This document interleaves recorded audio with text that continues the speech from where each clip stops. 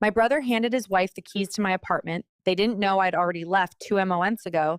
Then he said, "Where exactly are you living?" Welcome back to another episode of Story Threads podcast. My name is Emma, and today I'm here with Nina, who came all the way from Portland, Oregon, to share today's absolutely unbelievable story. Before we get started, don't forget to hit that like button and subscribe to the channel. Thank you so much for being here. Emma, thank you for having me here today. Girl, I still get chills thinking about that Sunday dinner at my parents' house back in March. My brother Marcus was sitting there at the head of the table like he owned the place, and he just casually reaches into his pocket and slides my apartment keys across the table to his wife, Jessica. Just like that. No discussion, no asking permission, nothing. He goes, "Jess, honey, you can start moving your stuff in tomorrow. Nina's place is perfect for you while you get back on your feet." And Jessica, she just scooped up those keys with a smug little smile like she'd been waiting for this moment her whole life. The look of pure shock on their faces when I calmly said, "That's funny. I moved out of that apartment 2 months ago," was absolutely priceless. I wish I could have taken a picture. See, what nobody knew, not Marcus, not Jessica, not even my parents, was that I'd been planning this exact moment for weeks. Every boundary they'd crossed, every time they'd treated my home like their personal hotel, I'd been taking notes. Literally. Growing up in suburban Portland, I always felt like I existed in my brother's shadow. Marcus was the golden child who could do no wrong, and I was just there, expected to figure everything out on my own while he got every advantage handed to him on a silver platter. When Marcus got married to Jessica 3 years ago, I thought maybe things would balance out. Boy, was I wrong. Jessica turned out to be even more entitled than he was, and together they became this unstoppable force of manipulation that my parents just ate up. But here's the thing. While they were all busy planning how to use my apartment, I was 3 steps ahead because I'd learned something important about my family. They only notice you when they need something from you. And what they needed that night was about to become their biggest nightmare. Let me paint you the full picture of what I was dealing with. Because Marcus and Jessica, they were a match made in absolute hell. Marcus has always been the golden child in our family. Growing up in Portland, our parents treated him like he could walk on water, while I was expected to figure everything out on my own. When he wanted to study business at Oregon State, full ride courtesy of mom and dad. When I wanted to go to art school, "Nina, honey, art isn't practical. You'll have to find your own way." So I did. I worked 3 jobs, got student loans, and put myself through Portland State for graphic design. Meanwhile, Marcus graduated debt-free and immediately got handed a position at our father's construction company. Not because he earned it, because he existed. Then came Jessica. Oh my God, this woman was something else. She swept into our family 3 years ago with this fake Southern Belle accent, even though she's from frickin' Beaverton, and immediately started playing the victim card like it was her full-time job. Jessica had this whole sob story about her difficult childhood and how she never had a real family. My parents ate it up with a spoon. Suddenly, every family gathering became the Jessica show.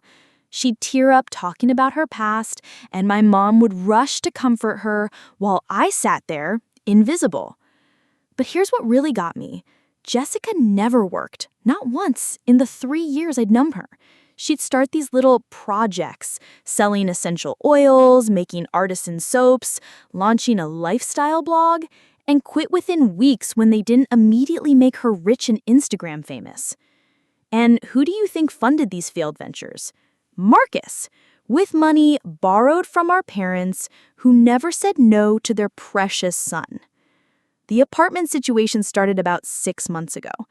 I had saved for 2 years to afford this beautiful 1-bedroom in the Pearl District.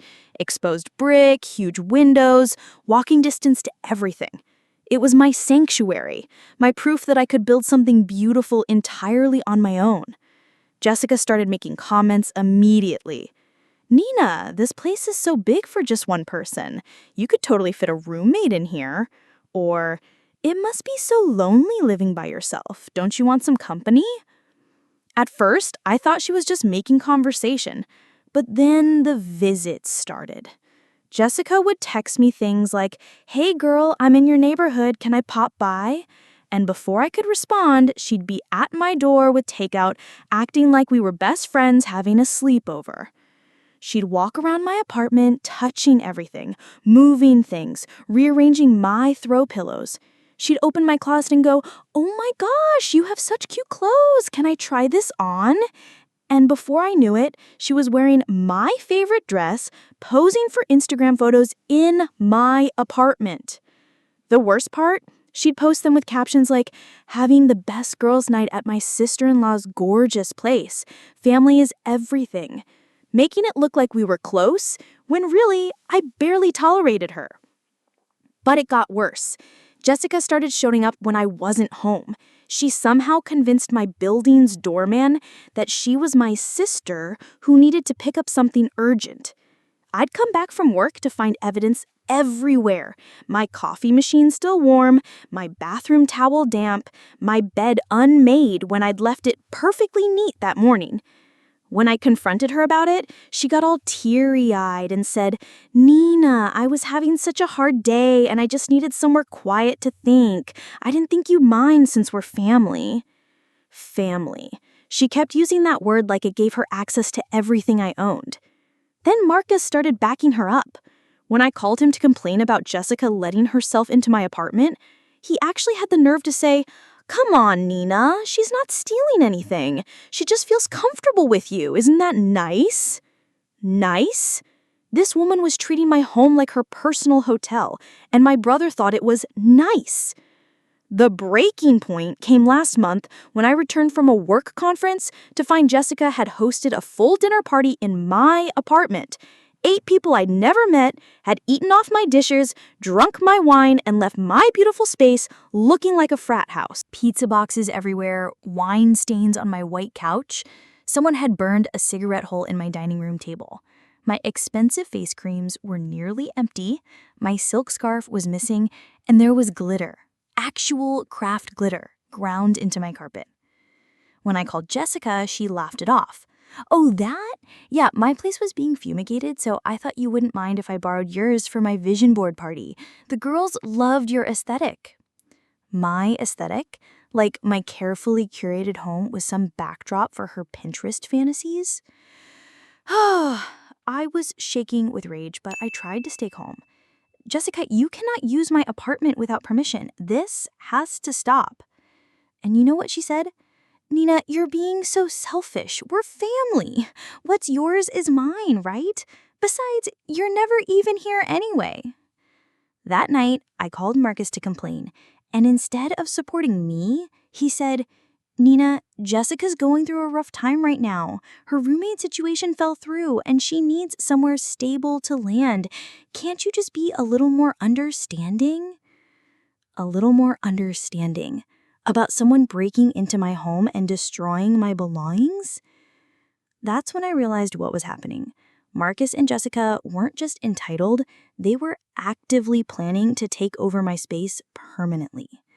Every boundary they crossed was a test to see how much I'd tolerate before I finally snapped. But here's what they didn't know about me. I don't snap, I plan. While they thought they were slowly wearing me down, breaking my spirit, until I'd just give up and let them move in, I was documenting everything. Every unauthorized visit, every missing item, every violation of my privacy. I started changing my routine, moving my most valuable things to a storage unit, opening a new bank account they didn't know about. And most importantly, I started looking for a new apartment where they could never find me. Because that Sunday dinner where Marcus handed Jessica my keys, that wasn't the beginning of their plan. It was the end of mine.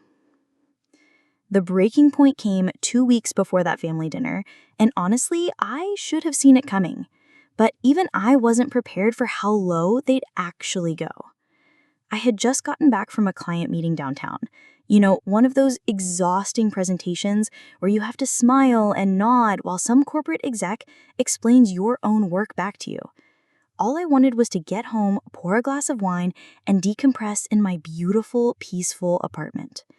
But the moment I stepped off the elevator on my floor, I heard it. Music. Loud music. Coming from my apartment. I stood there in the hallway for a full minute, just listening. It wasn't just music. There were voices, laughter, the sound of people moving furniture around. A party. In my home. Again. When I unlocked my door, the scene that greeted me was worse than I could have imagined. There were at least 15 people in my apartment. 15 strangers drinking my wine, eating food I didn't buy, using my bathroom, sitting on my furniture. And there, right in the center of it all, was Jessica. She was wearing my favorite emerald green dress, the one I'd saved up for months to buy, posing for photos with people I'd never seen before. But here's the kicker. She wasn't just hosting a party, she was giving tours. Actual tours of my apartment, like she was some kind of real estate agent. I heard her telling this group of girls, "And this is the walk-in closet. Isn't it just divine? I picked out most of these pieces myself." She was literally taking credit for my wardrobe, my style, my entire life. I was so shocked I couldn't even speak at first. I just stood there in my own doorway, watching this woman parade strangers through my bedroom, my bathroom, my most private spaces. That's when I noticed Marcus. He was in my kitchen, going through my mail. Not just glancing at it, actually opening envelopes, reading my bank statements, my credit card bills. When he saw me, he didn't even look embarrassed. "Oh, hey, Nina. Jessica's going through some friends around. Hope you don't mind." Hope I don't mind. Hope I don't mind. I finally found my voice. "Everybody out, now." But my words got lost in the music and chatter. Nobody even heard me. Jessica bounced over with this huge fake smile, still wearing my dress. "Nina, perfect timing. I was just telling everyone about your amazing decorating skills. Though, between us," she lowered her voice conspiratorially, "I think this place could use a woman's touch. It's a little too sterile, A woman's touch. In my apartment that I had designed and decorated entirely by myself? "Jessica, I need everyone to leave. Right now." She laughed, actually laughed, and waved her hand dismissively. "Oh, come on. Don't be such a party pooper. We're just having fun. Besides, you're never even here anyway." That's when something inside me snapped. Not the angry, explosive kind that makes you scream and throw things, the cold, calculating kind that makes you deadly calm.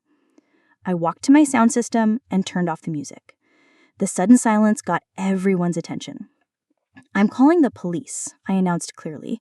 "You have 5 minutes to get out of my apartment before they arrive." The party scattered like cockroaches when you turn on the lights. Within 3 minutes, my apartment was empty except for Marcus, Jessica, and me. Jessica had the nerve to look offended. "That was totally unnecessary, Nina. We weren't hurting anything." Marcus just shook his head. "Jesus, Nina, you're being so dramatic. It's just a few friends." But I was done. So completely done. I looked at both of them standing in my destroyed living space, wine stains on my carpet, food ground into my couch, my personal belongings scattered everywhere, and I made the decision that would change everything. "Get out," I said quietly. "Both of you. And give me your keys." Jessica clutched her purse protectively. "I don't know what you're talking about." "The keys you had copied? The ones you've been using to let yourself in here whenever you want? Give them to me now, or I'm filing a police report for breaking and entering." Marcus stepped forward, his face red with anger. "You can't threaten family like that, Nina. What's gotten into you?"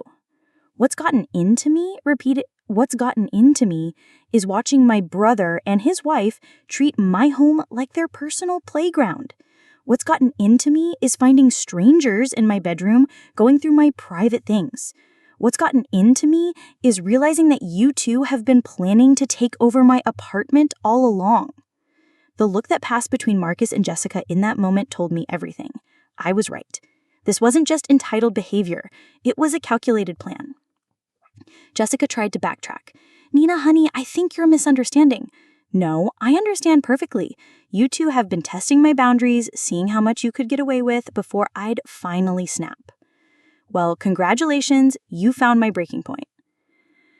That night, after they finally left, without giving me the keys, of course, I called my friend Amy. Amy's been my best friend since college, and she's also a paralegal at one of Portland's biggest law firms.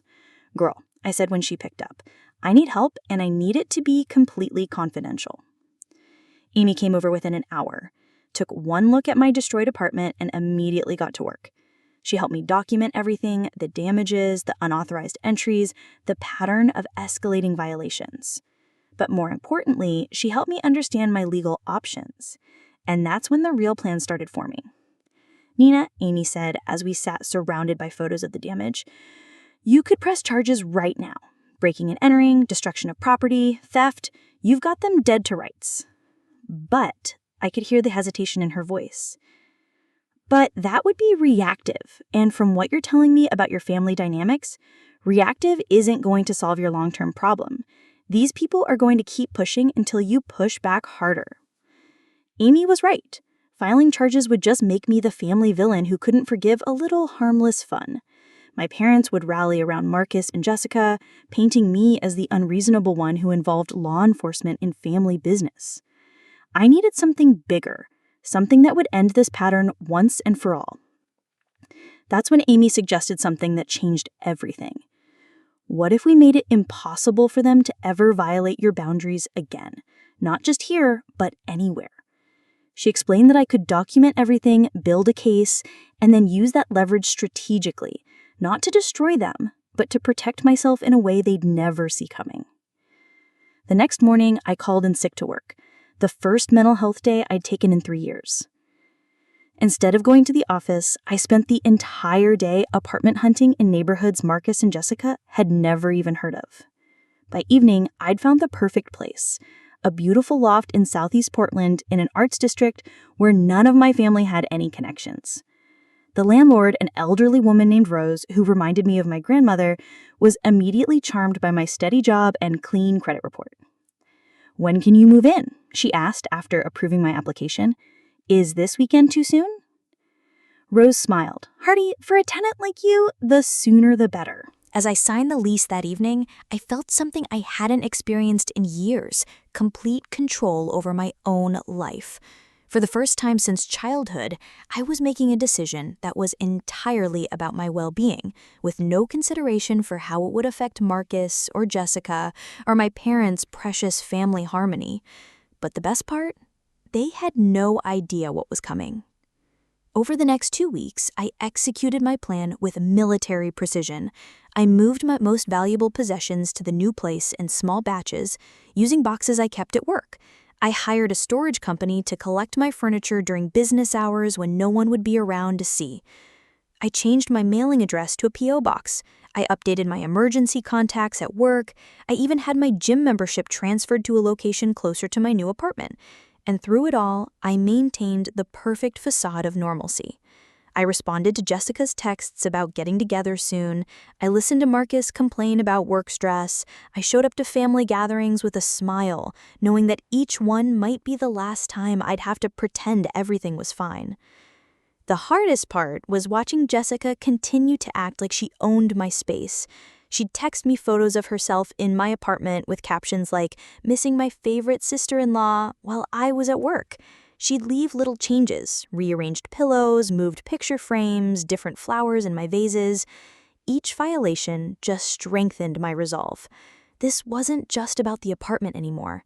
This was about establishing once and for all that I was not a doormat, not a convenient solution to other people's problems, not someone whose boundaries could be crossed without consequences. The Sunday before that family dinner, I got a text from my mom. Emergency family meeting tomorrow night. Very important, 6 p.m. sharp. I knew exactly what it was about. Jessica's roommate situation had finally imploded. Amy had heard through the legal grapevine that Jessica's friend was threatening to evict her for not paying rent again. This was it. The moment I'd been preparing for. The moment when Marcus would present his solution to Jessica's housing crisis, assuming I'd just go along with it like I always had.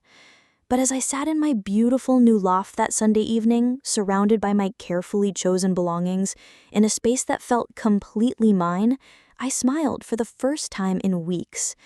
They thought they were about to solve their problem by making it mine. What they didn't know was that I'd already solved it by making it disappear entirely. The 2 weeks leading up to that family dinner were like watching a chess match where only I knew all the moves. While Marcus and Jessica were busy plotting their takeover of my apartment, I was 3 steps ahead, orchestrating the perfect reveal. Amy had been incredible through the whole process. She helped me understand that what they were doing wasn't just rude, it was potentially illegal. Nina, she said during one of our strategy sessions, unauthorized entry, destruction of property, harassment, you've got a solid case here. But more importantly, you've got leverage. That's when we came up with the documentation plan. Every time Jessica let herself into my old apartment, I had proof. The doorman, Mr. Peterson, had been keeping logs of her visits after I quietly asked him to. Turns out, he'd been uncomfortable with the situation for months, but didn't know how to address it.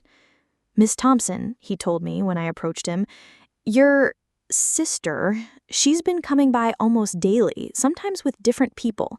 It didn't feel right, but she said you'd given her permission. I showed him Jessica's copied keys, the one she thought I didn't know about, and his eyes widened. She had these made without your knowledge? That's completely against building policy. Mr. Peterson became an unlikely ally. He started documenting every unauthorized entry, every party, every violation. By the end, we had a paper trail that would make any lawyer salivate. Meanwhile, Marcus and Jessica were getting bolder by the day. Jessica had essentially moved into my old apartment full-time, posting Instagram stories from my living room, cooking in my kitchen, even bringing guys over for dates. The most infuriating post was a photo of her in my bathrobe, captioned, "Sunday self-care in my gorgeous space." My space.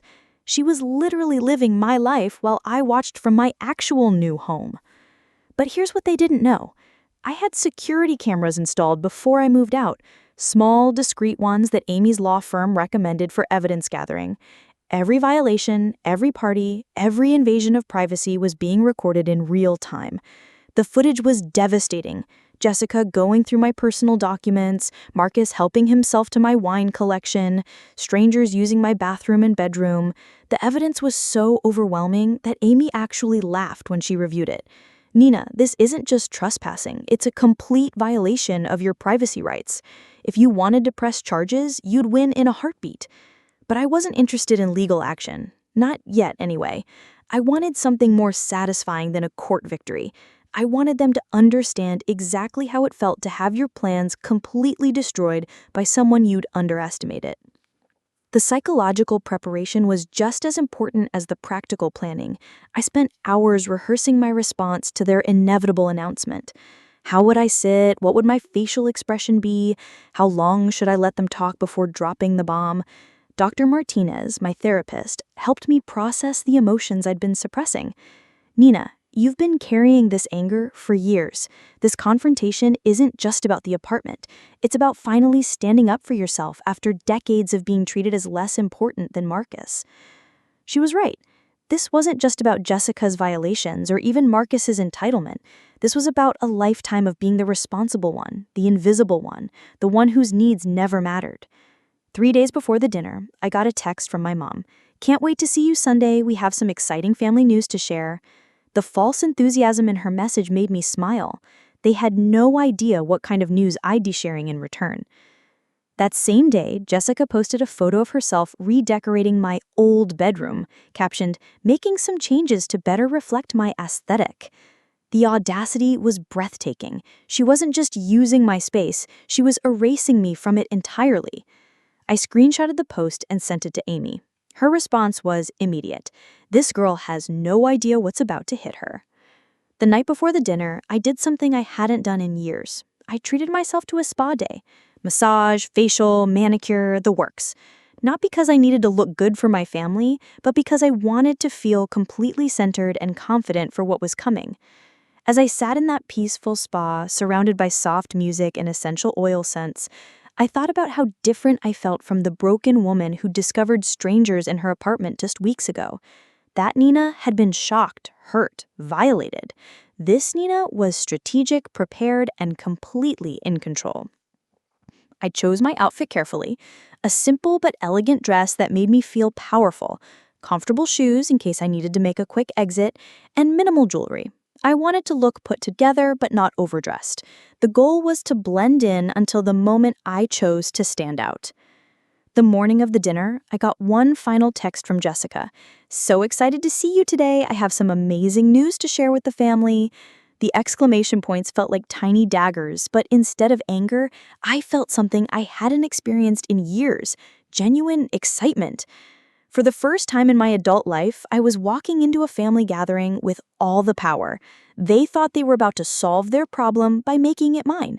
But what they didn't know was that I'd already solved the problem by making it disappear entirely. As I drove toward my parents' house that Sunday evening, I caught myself smiling in the rearview mirror. The woman looking back at me was someone I barely recognized: confident, self-assured, ready for anything. Marcus and Jessica had spent weeks planning their perfect manipulation. They'd choreographed every detail of how they'd present their solution to my parents, probably rehearsed their speeches about family helping family and temporary arrangements. What they didn't plan for was the possibility that their target had become the hunter. In less than 2 hours, I'd be sitting at that familiar dinner table, watching them reveal their grand plan to hand Jessica the keys to an apartment I no longer lived in. And when that moment came, when they were all looking at me expectantly, waiting for my predictable compliance, I'd deliver the most satisfying plot twist of my entire life.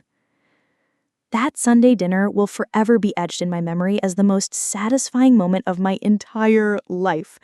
I walked into my parents' house feeling like I was about to deliver the performance of a lifetime. The dining room was set with my mom's best china, the stuff she only brings out for important occasions. Marcus and Jessica were already seated, both of them practically glowing with anticipation. Jessica kept fidgeting with her purse, clearly struggling to contain our excitement. My dad was carving the roast beef with his usual ceremonial precision, while my mom fluttered around making sure everyone's water glasses were full. The whole scene felt so perfectly normal, so traditional, family-like, that I almost felt bad for what I was about to do. Almost. "So," my mom said, as we all settled in with our plates, "Marcus mentioned he had some family news to share. Something about helping Jessica with her living situation." I kept my expression neutral, cutting my meat into precise little pieces. "Oh, what's going on with Jessica's living situation?" Jessica jumped in immediately, her voice taking on that wounded victim tone I'd come to despise. "Well, my roommate's situation has become completely toxic. Sarah, you remember Sarah, right? She's been so unreasonable about everything. The rent, the utilities, having friends over. It's like living with a control freak." I nodded sympathetically. "That sounds really difficult." Marcus cleared his throat importantly. "Which is why we've come up with the perfect solution: family helping family, just like we were raised." The dramatic pause he took was almost comical. He reached into his jacket pocket with a flourish and pulled out my keys, the ones Jessica had copied months ago, the ones they thought I didn't know about. "Nina," he said, sliding them across the table toward me with this incredibly smug smile, "we're going to have Jessica stay at your place for a while, just temporarily, of course, until she finds something more permanent." The silence that followed was deafening. My parents were beaming at Marcus like he just solved world hunger. Jessica was practically bouncing in her seat, probably already mentally redecorating my old apartment. I picked up the keys and examined them carefully, turning them over in my hands like I'd never seen them before. "These are interesting," I said casually. "Where did you get them?" Jessica's face flushed slightly. "Oh, you gave them to me ages ago, remember? For emergencies." "Did I? That's funny, because I certainly don't remember giving you permission to copy my keys, or to host dinner parties in my apartment, or to go through my personal belongings, or to essentially move in without asking." Marcus waved his hand dismissively. "Come on, Nina, don't be dramatic. Just borrow the space a few times when she needed somewhere quiet. It's not a big deal." You're right," I said, surprising everyone at the table. "It's not a big deal at all." I took a sip of my wine, savoring the moment. "Because I moved out of that apartment 2 months ago." The fork slipped from Jessica's hand and clattered against her plate. Marcus's confident smile froze on his face. My parents both looked completely confused. "What do you mean you moved out? Moved out where? Why didn't you tell us?" I leaned back in my chair, feeling calmer and more centered than I had in years. I moved to a beautiful loft in Southeast Portland, the kind of place where people respect boundaries and don't help themselves to other people's belongings. Jessica was staring at me like I'd grown a second head. But I was just there yesterday. I used your bathroom, I made coffee in your kitchen." "You mean you broke into an apartment I no longer live in?" I raised an eyebrow. "That's called trespassing, Jessica. It's actually illegal." Marcus was starting to turn red, the way he always did when he realized he'd miscalculated. "This is ridiculous, Nina. You can't just disappear for 2 months without telling your family where you are." "Can't I?" I pulled out my phone and started scrolling through photos. I've been documenting every unauthorized entry into my old apartment. Every party Jessica threw, every item she borrowed without permission, every time she invited strangers into my private space. I turned my phone screen toward them, showing a crystal clear video of Jessica giving that apartment tour to her friends, wearing my dress, claiming credit for my decorating choices. The color drained from Jessica's face. "Nina, I can explain." "Oh, I'm sure you can, just like you explained to your Instagram followers how you picked out most of these pieces yourself when you gave them a tour of what you called your gorgeous space." My father, who had been unusually quiet, finally spoke up. "Nina, where exactly are you living now? We have a right to know." I looked directly at him. This man who had spent my entire life treating me like an afterthought compared to his golden son. "No, Dad, you really don't. I'm 31 years old. I don't owe you my address, especially when you've proven you can't be trusted with personal information about me." "We're family," my mom protested, tears starting to well up in her eyes. "Families don't keep secrets." "Families also don't steal each other's keys," I replied evenly. "They don't make decisions about each other's homes without permission. They don't treat one child like a bank account while spoiling the other one rotten." Marcus slammed his hand on the table, making the china rattle. "Enough. This is insane, Nina. You're acting like we committed some terrible crime. We just needed a place for Jess to stay. And you decided to give her mine without asking me." I stood up slowly, gathering my purse. "Do you know what the really beautiful part of all this is?" They were all staring at me, waiting. "For the past 2 months, while you thought Jessica was staying in my apartment occasionally, she's actually been living there full time, bringing random men over, throwing parties, going through my mail, and now you've all just confessed to conspiracy and helping her do it." Jessica started crying, those dramatic, manipulative tears that had worked so well on my family for years. "Nina, please, I have nowhere else to go. Can't you just tell us where you live now? We can work this out." I looked at her, really looked at her, and felt nothing but pity. This woman who had spent years taking advantage of my family's dysfunction, who had treated my home like her personal playground, and was now sobbing because her free ride had come to an end. The beautiful thing about boundaries, Jessica, is that you don't get to negotiate them. You broke into my home, you violated my privacy, you stole from me, and you did it all while playing the victim and making my family believe I was the selfish one. I walked toward the dining room door, then turned back for one final moment. "Oh, and Marcus, the building manager, Mr. Peterson, has been documenting every unauthorized entry for weeks. I'm sure the Portland police will be very interested in those records." The last thing I heard as I walked out was Jessica's wail of, "What are we supposed to do now?" and my mother's frantic voice calling after me. But I didn't turn around. I didn't explain further. I didn't try to fix their problem or offer solutions. For the first time in my life, I simply walked away from their chaos and got into my car, knowing that the real aftermath was just beginning. The weeks that followed were absolutely incredible. Within days, Jessica had been formally evicted from my old apartment. Turns out when you're trespassing in someone else's property and the building has documentation of unauthorized entries, the legal system moves pretty quickly. Marcus tried calling me dozens of times, leaving increasingly desperate voicemails. Nina, we can work this out. Family doesn't do this to family. But I was done being lectured about family by people who had never treated me like family. The best part? Jessica couldn't find anywhere else to stay. Her friend network dried up real fast when word got out about what she'd been doing. Amazing how quickly people distance themselves from someone who steals keys and throws unauthorized parties in other people's homes. My parents went through their own reckoning too. My mom kept calling, crying about how she never knew things had gotten so bad. But Amy helped me realize something important. They did know, they just chose to ignore it because it was easier than dealing with Marcus and Jessica's drama. I started family therapy with them, but on my terms. We meet at a neutral location, we have set boundaries, and for the first time in my life, my needs actually matter in family decisions. As for my beautiful new loft in Southeast Portland, it became exactly what I'd hoped for, a sanctuary where I control who enters and when.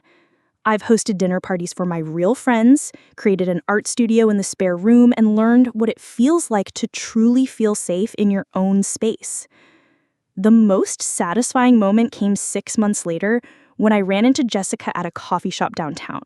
She was with some guy, probably her latest victim, complaining loudly about how family betrayed her and how she was practically homeless because of my selfishness. I didn't say a word to her. I just smiled, ordered my latte, and walked out knowing that her chaos was no longer my problem. Sometimes the best revenge isn't destroying someone.